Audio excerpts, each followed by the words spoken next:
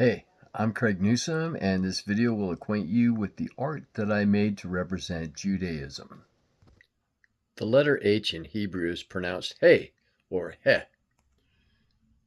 The letter H is used twice in the Tetragrammaton that is God's name in Hebrew, and that is Yad He Wah He. So it's used twice in God's names. It must be important. When God chose Abraham to be the father of his people, he added an H to Abram and did the same with his wife Sarah. In ancient Hebrew, the letter was represented by a stick figure man with his arms raised, praising God, looking a bit like a modern-day referee in an American football game announcing a touchdown. Hey, look, behold! That's what the letter means. Literally, Heh means open hand, 5 fingers.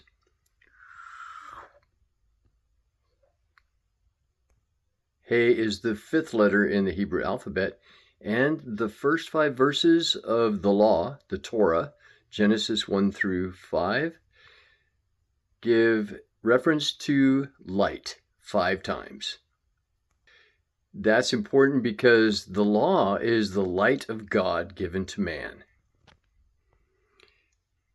I've got the law at the heart of the painting and the letter of the law right here inscribed by the finger of God.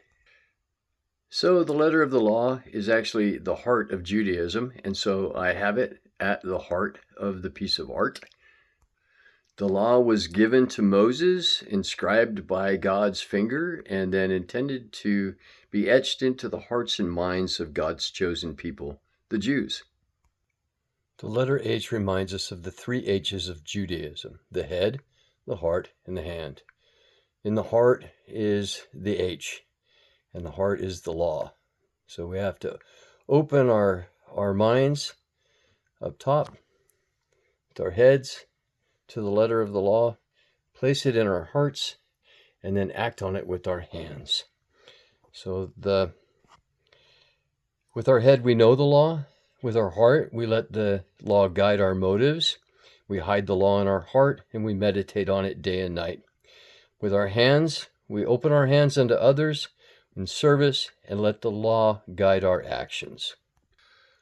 The law requires sacrifice for the sins of mankind. Blood sacrifice, as a matter of fact, and the blood covenant that God has with his chosen people is celebrated during Passover.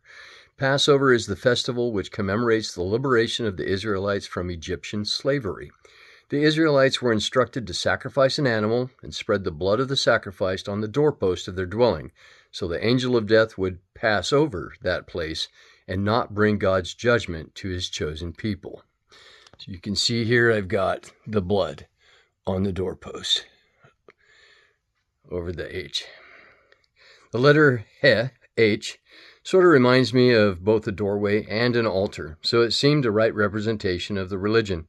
To know God, one must open their mind to know the law, open one's heart to receive it fully, and open their doors and hands to act on it.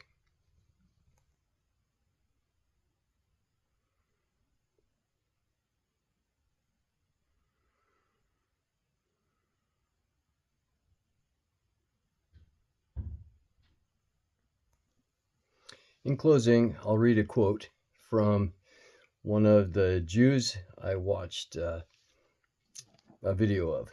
His name was Marcus, and he said this: "For us, we view the Torah, the 5 books, as our manual for life. God created us. He knows best what is good for us, and we try and follow that manual, which will then have something to say about what we should eat, okay, and how we should behave in business, and so on, and with our neighbors, and so on and so forth, all in an effort to get the best potential, to extract the best potential from each and every person. When the Torah, the whole system of Judaism, was given to the Jews by God through Moses on Mount Sinai, he didn't give 10 commandments, which, by the way, is a wrong translation. He didn't give us a written system. He gave the complete system of Judaism, which contains the written and the oral. And if you study even a little of it, you will see that one is just incomplete without the other. The Torah, the idea of law and the rule of law was undoubtedly given by God. It is divine. It is divinely inspired, but it's interpreted by humanity. I would say very largely interpreted by men. I would say as well not women, and that is very human in its frame.